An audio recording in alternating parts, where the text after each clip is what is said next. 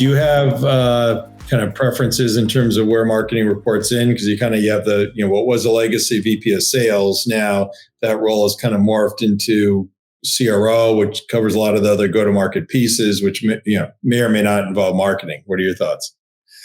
Very controversial, I think. In the world of great inflation over the last 10 years, everybody's a CRO, but they're really head of sales. They don't have marketing. They don't have customer success.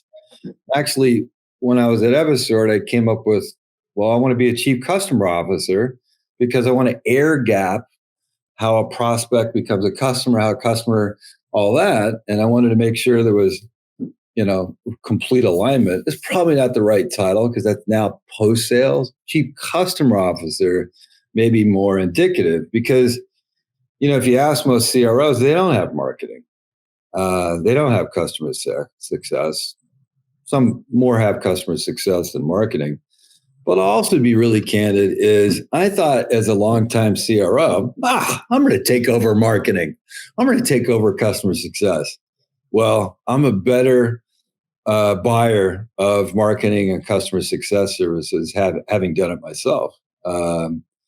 And I do think it's for a systematic sales leader, it can become a really good CRO and a business partner to the CEO by having the full go-to-market function of marketing, sales, customer success, RevOps, all together, so that you can tune it to the biz.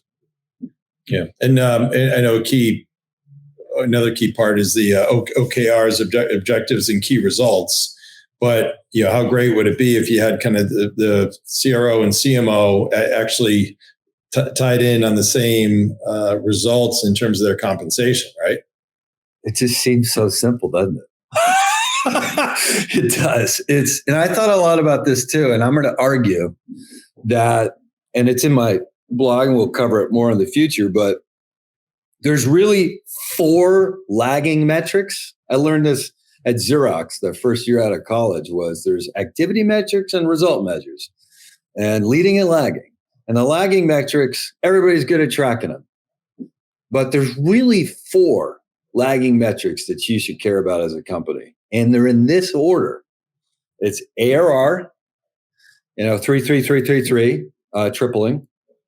NDR, and if you're going to optimize in this year of efficiency for one metric, it's NDR. And then the third measure, every single VC is going to ask the same 3 questions. Guarantee it. It's, hey, tell me about your quota attainment. And how much quota deployed, and are you over your attainment number? And then the 4th question is going to be, how many reps?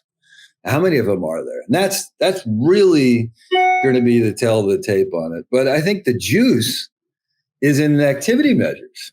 The leading measures is, quality meetings to ICP, number 1. Number 2, SQOs, pipeline, early and late stage to your ICP. And third, customer use case adoption, value 1. And then 4th, it's about talent, right? And you got to really be measuring this. How many hires were exactly to your spec? And you should metric for that spec. Is garbage in, garbage out on that one. And then you ought to have a 90-day certification program on your onboarding. Did they certify in? And be tracking that as well. Talent is the key to good to great companies for sure. So if you're not tracking that at a corporate level, big problem. Yeah, I'm very passionate, as I know you are, about the first 90 days. And we've both been to companies where all of a sudden you get there and people have been there 1 year or multiple years and they're basically just bad. And then you go back and say, okay, if they would have done a proper 30, 60, 90-day plan, they would have been probably weeded out, or they would have been better coached and developed to then be better players. So I'd always feel bad coming to these companies where they just had lousy coaching.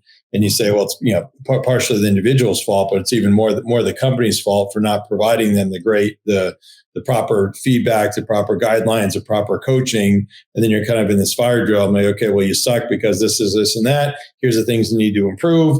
We're going to help you, but if those things don't happen, anything can happen up to and including termination. So what I always found, the good news is typically the people that you kind of wanted to get rid of, they would kind of self-select, so you didn't have to go through the HR process. And then those who really had it in them, in their head and their heart, to do more, to improve, those would be the ones that would stay, that would fight it out, and then eventually become top performers. Oh man, that is absolutely true. Commentary and a cheat I have on that is, look at all the layoffs recently and how much of that was performance management that should have happened prior. We'll just take the easy button and sweep everybody under the hey, I'm sorry, I overhired.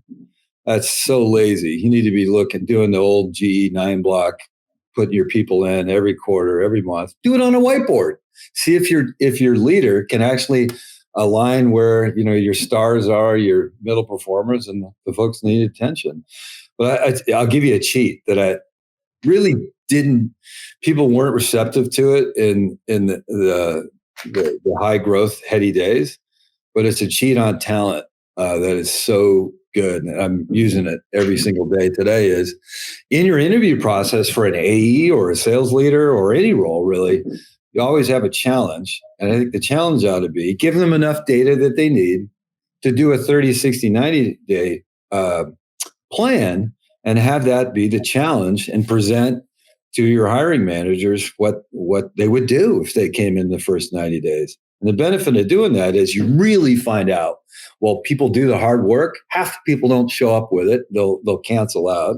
Yep. And you really get to see if people are planning for success. And if they have the experience they're talking about, it's an easy thing to do, and they want to do it, and see how you receive it. But also it's how you would manage them in the first 90 days. They're writing their own 90-day plan. Why don't people do that? Don't know. In the days prior, where it was fast hiring and, hey, I want to do this, I don't have experience, that would slow hiring down. But it's a good idea to slow hiring down. Make sure you get it right. Totally. So I'll do a plug. You were kindly contributor to here as well, but Tucker, maybe you can put the link up. But for those who want to know more about performance management, performance reviews, 9 block, some other things, some great content in there by Mark, and probably 90 other great CROs as well. So for those that may not understand the 9 block or 9 box, so basically it's a grid. If you picture a tic-tac-toe kind of figure, you can have different metrics, but typically the ones I see are kind of based on performance and based on potential. And that kind of is a good self-weeding process to figure out where people are at. And for those of you that are, I'll say maybe lower levels, or you really, any level where it's individual contributor, district manager, RVP, maybe other, regional VP or whatnot, any good company will do this process. And I always found it helpful asking. So I would say, hey, where am I, on your grid? And they'd be like, well, what do you mean? Well, you know what I mean, because you're doing this. And then similarly, where am I stack ranked? So I'd always encourage anybody watching, whether you're a BDR or you're, I guess maybe not the CEO, but so if you're a direct report to the CEO, anybody within there, any of.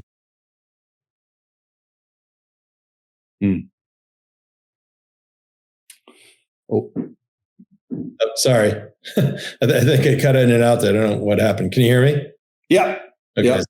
So any other advice on that around kind of individuals getting feedback on the nine box or stack ranking?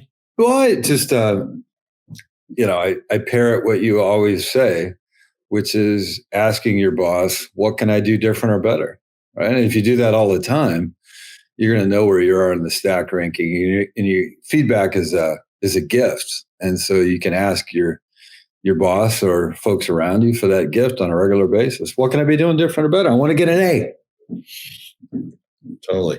And then, so you talked about layoffs before. So any advice for people that have been impacted by recent tech layoffs? Yeah, I think really, when you're looking at the companies, there's actually, I'll tell you something Basically, I had an original idea in 1986. I can't remember it. I just steal everybody else's ideas and put them in play. So this is one from Peter Bell. He's got this idea around 4 M's to pick a company. I think it's really good. One is the market. Is it big enough? Is it growing 30% CAGR, et cetera? What's the business model?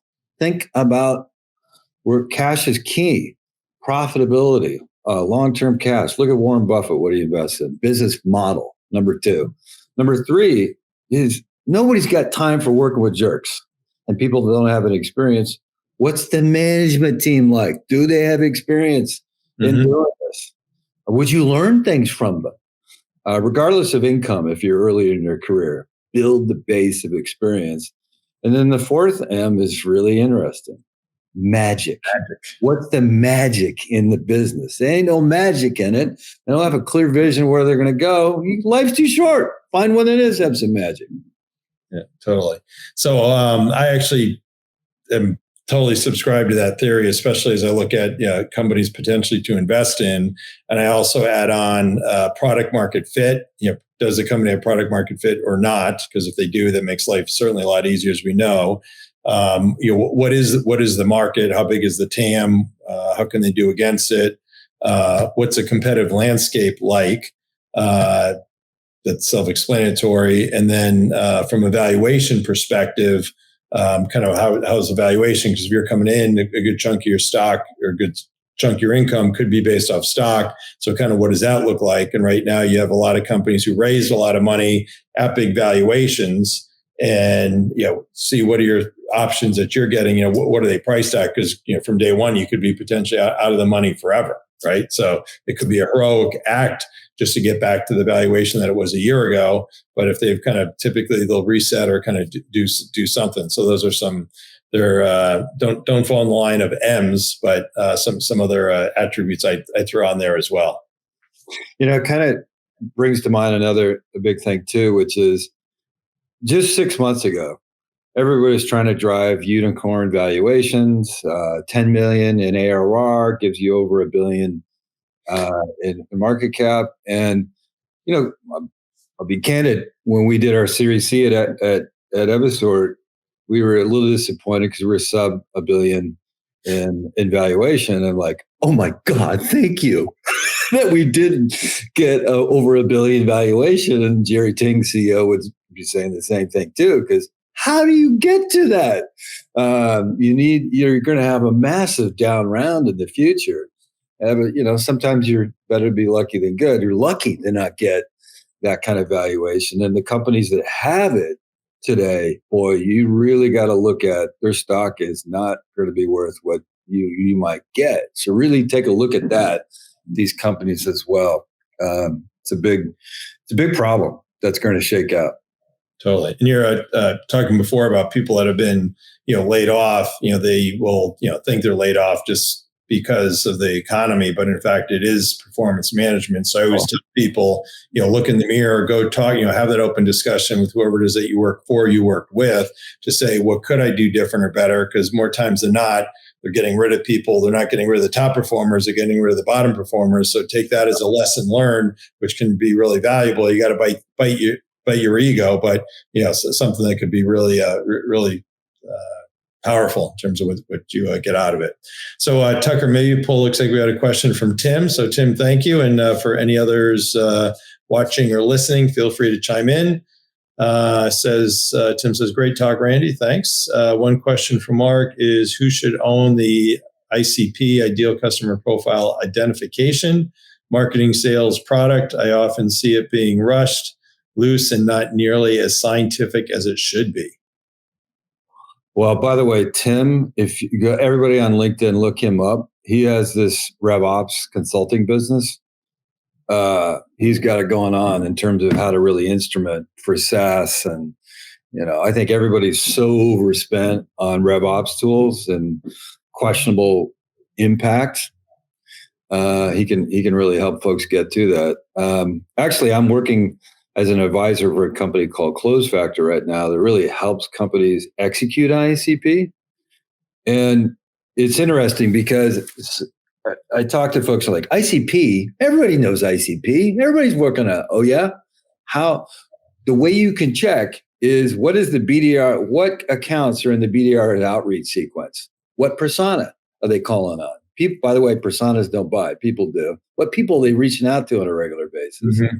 And what are your territories full of with your reps? It's the big don't ask, don't tell going on right now. Is sales leadership, company leadership will wave hands about ICP, and then the reps are all figuring it out every Monday on who to go call on and get a meeting.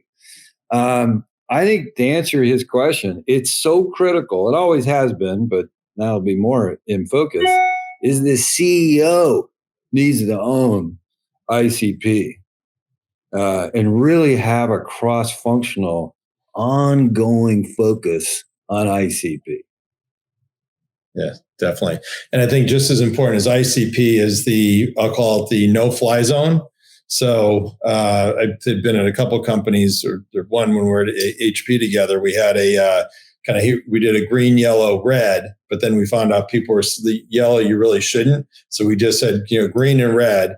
And as important it is to identify your ideal customer profile, it's even more important to be very prescriptive to say companies that are either this size or this industry or this geography or kind of wherever it is, we cannot sell to them because reps will get on the phone with somebody. Oh my God, it could be huge potential, blah blah. But it's managed by IBM or there's an incumbent or whatever. It's makes it harder. So just as important, I think, as identifying the ICP is the no-fly zone. Don't waste your time area. Yeah, that's a big question. Is if you're really disciplined about ICP, do you say no to leads that aren't in your ICP? What do you do? Are you measuring pipeline with and without ICP? Well, why should there be any ICP? And it gets back to you really have limited resources. You have an opportunity cost for spending time on something that's outside of your ICP. And early stage firms, anyway, I'd even argue public companies, that inefficiency will cost you. Yeah, amazing. And then, so Tim, thanks for that. Again, any others want to chime in, please feel free. What about advice for those that are breaking into tech sales? I would look at a 30-year career and say, what market do I really want to be in? Where do I find the most interest in that? And optimize for experience. Actually, I had great Bill McDermott. He was at Xerox when I was there. Now he's. Oh, I didn't know that. Oh. Yeah, he was at SAP, and he rehired me at Xerox. And he New York accent, fantastic. Mark, there's 4 things you want to focus on for the new company. One, is it a really great market that's going to grow? And he was at Siebel. Number 2 doesn't always work. Find the number 1 in that market. Number 2 is, can you really impact that company? And will you really learn? Number 3 is do you think you'll have growth for that company? Can you see down the road that you'd want to be there? And 5th or 4th, the last one is really, he would say, then is it the right kind of income to support your family? Not first looking for the income. That's last, especially in your early career. Yeah. And then I'll give you an opposite answer to that, which would be, when we were growing up, you had to stay somewhere, 5 or 10 years. If you left within 5 years, something was wrong with you. Now, people can change jobs every year. So I always say the other side of it is don't overthink it. Just go somewhere. If you think you like it, you don't know enough to know what you know or don't know. So don't overthink it. Just go in, start going, and then you're going to learn and figure it out. And if you like it, great. And if not, you're going to learn, and then you figure out, to your point, those things that you just mentioned. Okay, then you could be on lookout once you're somewhat known and proven. So other perspective. So we have a question from another thing on that I'm really passionate about is I'm very focused on talent and hiring talent. I'm often surprised how few AEs, regional sales managers, VPs of sales, have 2 quota years back to back. They're leaving like at 18 months, 12 months for something else. There's so much to be learned in trying to figure out how do I nail 2 consecutive years of coder retirement back to back. And a lot of the great learnings you'll miss if you're not there for that second, third, fourth year. And it's too easy to switch oftentimes the jobs.